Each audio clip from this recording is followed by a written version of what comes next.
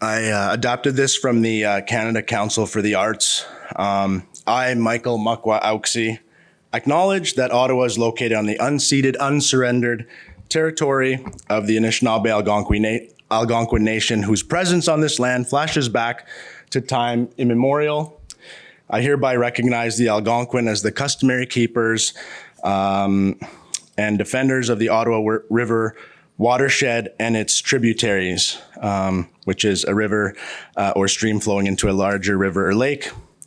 Further, I respect and affirm the inherent treaty rights of all Indigenous peoples across this land and honor commitments relating to the sovereignty and self-determination of all nations.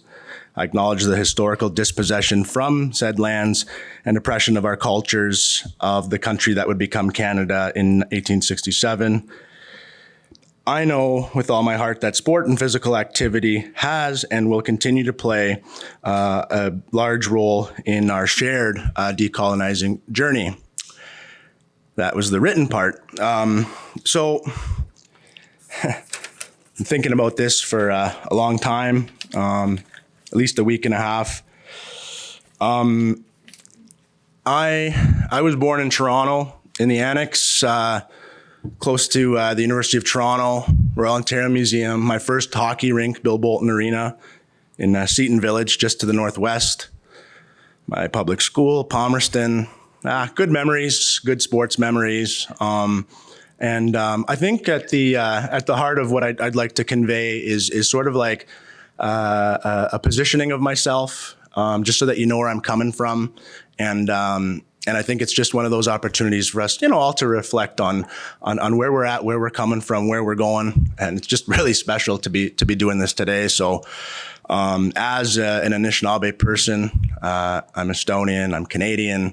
I understand that my mother fled Tallinn, Estonia in the Baltics in 1944, stopping at a refugee camp in Germany, England in the late 40s, and arrived by the Cunard Company vessel, the Scythia, in 1951 in Quebec City. I could go on for hours about my connections to Quebec City, including a recent research retreat to Wendake. The opportunities that I'm enjoying now, humbly, are lovely because they're putting me in a position to move the needle in many ways. I'm Anishinaabe. I'm the son of George Kenney, author of the acclaimed Indians Don't Cry, first published in 1977.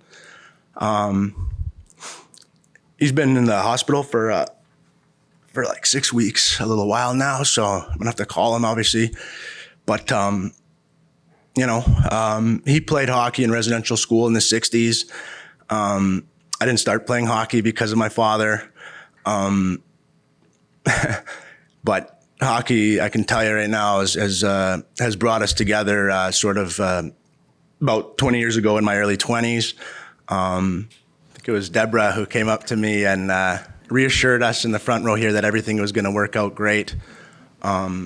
And the last kind of point that I made in the formal land acknowledgement about the role of sport, physical activity, any expression of physical culture that obviously doesn't bring harm to anyone else must be valued, cherished. It's a very personal thing, how we move and how we express ourselves physically, but it's also shared. It's a time to disconnect from all the technology and share the land and just be kind.